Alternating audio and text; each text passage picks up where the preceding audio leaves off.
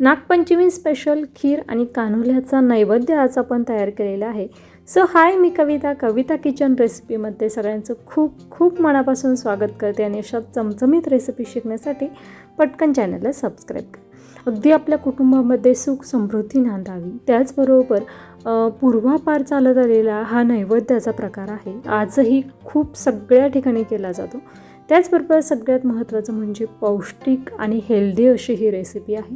करायला सोपी आहे, झटपट आहे आणि पुढच्या पिढीला, आपल्या मुलांना, नातवांना अगदी जुन्या पदार्थांची ओळख करून द्यायची असेल त्यासाठी कविता किचनला नक्की फॉलो करा, कारण डेफिनेटली इथे तुम्हाला खूप वेगवेगळ्या पारंपरिक रेसिपी शिकायला मिळणार आहे. पटकन रेसिपीला सुरुवात करूया. त्यासाठी कान्होल्यासाठी पीठ मळण्यासाठी आपण गव्हाचे पीठ घेतलेले आहे. त्यामध्ये टाकायचं चिमूटभर मीठ आणि या ठिकाणी साजूक तूप टाकलेलं आहे.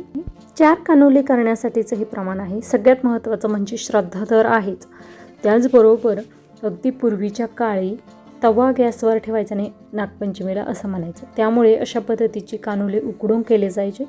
हेल्दी रेसिपी आहे. अगदी या वातावरणाला, अगदी शरीराला पोषण तत्व देणारी ही रेसिपी आहे. त्याचबरोबर अगदी छान घट्टसर अशी कणिक भिजवून घेतली आहे. थोडंसं साजूक तूप वितळून हे पीठ मऊ करून घेतलेलं आहे. कणिक छान अशी भिजवून झालेली आहे. झाकण ठेवून ही 15 मिनिटासाठी अशीच बाजूला ठेवून द्यायची. तोपर्यंत आपल्याला या ठिकाणी खीर करण्यासाठी लागणार आहेत तांदूळ.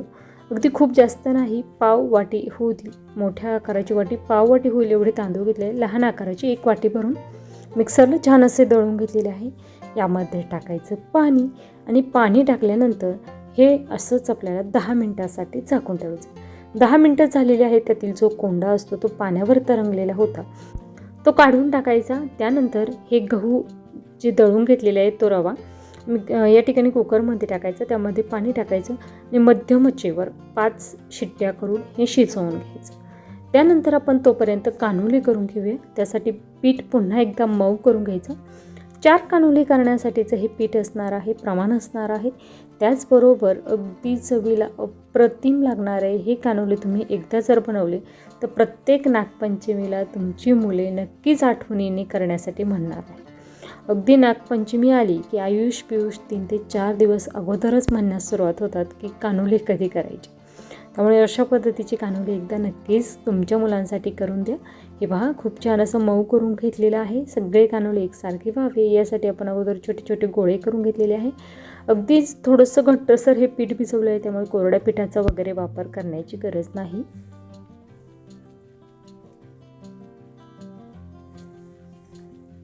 छान चपाती ज्या पद्धतीची लाटतो त्या पद्धतीचीच लाटून घ्यायची आहे, परंतु थोडीशी पातळ अशी लाटून घ्यायची. त्यानंतर आपण स्टीमरमध्ये पाणी गरम करण्यासाठी ठेवलेलं आहे. आता त्यामध्ये छिद्र असलेली झाकणी ठेवायची. त्या झाकणीवर तुम्ही केळीचं पान ठेवू शकता किंवा तुमच्याकडे नसेल तर तुम्ही थोडंसं साजूक तूप लावून त्यावर हे कान्होले ठेवून तुम्ही शिजवून घेऊ शकता. आता या ठिकाणी या पोळीला आपल्याला साजूक तूप लावून घ्यायचं. सगळीकडे छान स्प्रेड करून घ्यायचं. त्यानंतर फोल्ड करायची.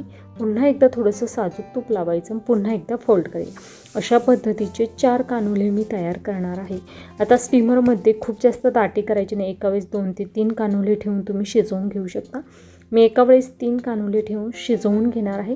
शिजवण्यासाठी साधारणतः 20 मिनटं एवढा वेळ लागतो. मध्यम आचेवर 20 मिनटं हे कान्होले शिजवण्यासाठी ठेवत आहे. 4ही कान्होले लाटून झालेले. 3 कान्होले मी शिजवण्यासाठी ठेवलेले आहे. तोपर्यंत आपले या ठिकाणी गव्हाचा जो रवा होता तो छान असं शिजवून तयार झालेला आहे. खूप परफेक्ट असं शिजलेला आहे. आता यामध्येच आपण दूध टाकणार आहोत. तुम्हाला किती घट्ट किंवा किती पातळ ही खीर आवडते त्यानुसार तुम्ही दुधाचं प्रमाण यामध्ये कमी अधिक करू शकता. हे पहा, खूप जास्त घट्टसर नाही किंवा खूप जास्त पातळ नाही, अगदी मध्यम कन्सिस्टन्सीवर या ठिकाणी मी खीर बनवत आहे. त्यामुळे दुधाचं प्रमाण अगदी योग्य ठेवलेलं आहे. यामध्ये गूळ टाकलेला आहे. त्यानंतर अगदी चिमूटभर मीठ टाकायचं. त्यानंतर विलायची पावडर यामध्ये टाकणार आहोत. साधारणतः 2 विलायची मी साखरेमध्ये छान अशा दळून घेतलेल्या आहेत, त्या टाकलेल्या आहे. त्यानंतर ड्रायफ्रूट्समध्ये काजू, बदाम, चारोळ्या आणि या ठिकाणी स्लाईस केलेलं सुकं खोबरं सगळं आपण हे ड्रायफ्रूट्स साजूक तुपामध्ये छान असे तळून घेणार आहोत. हलकेसे क्रंची करायची आणि ही ड्रायफ्रूट्सची फोडणी आपल्याला या खिरीवर द्यायची. खीर छान अशी आपली तयार होत आलेली आहे. खिरीला छान दमदमीत उकळी देखील आलेली आहे. कान्हुले देखील आपले शिजवून तयार झाले. ते कशा पद्धतीचे झालेले आहे हे मी तुम्हाला दाखवणारच आहे. या ठिकाणी तुम्ही पाहू शकता खूप छान परफेक्ट अशी ही खीर बनवून तयार झालेली आहे. हे तुम्ही पाहू शकता अगदी पौष्टिक आणि दमदमीत असं हे जेवण आहे. कान्हुले देखील छान असे शिजवून तयार झाले. 20 मिनिटामध्ये छान शिजलेले आहे. लगेचच आपण ही खीर आणि कान्हुले सर्व करूया. थंड झाल्यानंतर ही खीर आणखीनच छान घट्टसर झालेली आहे. खूप छान परफेक्ट अशी दिसत आहे. गरमागरम खीर कान्हुल्याचा नैवेद्य आपण ठेवणार आहोत.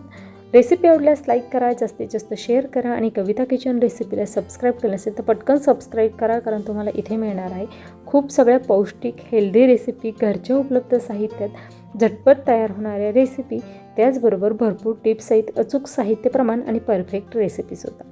रेसिपी आवडल्यास कमेंट करा. रेसिपी शेवटपर्यंत पाहिल्याबद्दल धन्यवाद.